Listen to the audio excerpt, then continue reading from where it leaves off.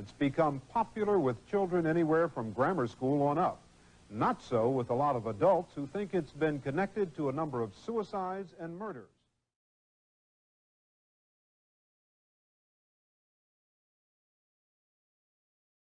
What do you think when you hear Dungeons and Dragons?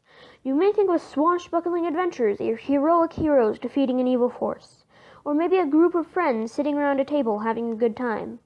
Well, if you were living in the 1970s or 80s, you might think devil worship. The game Dungeons and Dragons, otherwise known as D&D, is a cooperative tabletop RPG created by Gary Gygax and Dave Arneson that is without a doubt one of the most popular games ever made, even appearing in shows such as Stranger Things and Community. But in the 1970s and 80s, D&D was public enemy number one due to the disappearance of Dallas Egbert. Dallas Egbert, a 16-year-old college student at Michigan State University, disappeared on August 15, 1979. His parents hired a private investigator by the name of William Deere to investigate their son's disappearance. His investigation turned up a tack board resembling a set of steam tunnels. Believing that Dallas Egbert had fled to the steam tunnels, William brought the media to the tunnels and investigated. Though his investigation turned up nothing and Dallas Egbert was found, though he eventually took his own life. Knowing little about fantasy role-playing games, Deere theorized that Egbert's disappearance was related to his involvement with the Dungeons and Dragons game. And thus, the witch hunt started.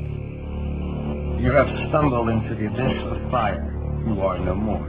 I have a spell to save me. There is no protection. You will burn forever and ever in eternal torment. You are no more.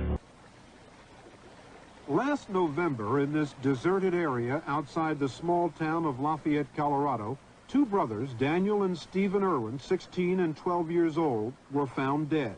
It was a murder-suicide. The story was widely covered by newspapers and television, as was the fact that the police said the deaths were caused by the boys' obsession with the game Dungeons and Dragons. The problem seems to be that some kids take it more seriously than others, take it a step further, playing a character who brings them the power in a game they couldn't possibly get in real life. Dallas Egbert was one of only many cases that was blamed on D&D. The war on D&D grew so big that a book and film was made against it called A Christian's Response to D&D, published by STR and written by Peter Lightheart and George Grant. The film being called Mazes and Monsters, directed by Stephen Hilliard Stern and starring a young Tom Hanks, it detailed what they thought had happened to Dallas Egbert. The witch hunt against D&D eventually ended around the 1990s, but some discrimination still remains. A perfect representation of it is the short webcomic Dark Dungeons, written by Jack T. Chick, which detailed the negative effects of playing Dungeons and Dragons. Now, Dungeons & Dragons can be seen as a good thing, gaining a cult following and improving the social lives and mental problems of children and adults alike by providing an escape. That was what Gary Gygax had intended.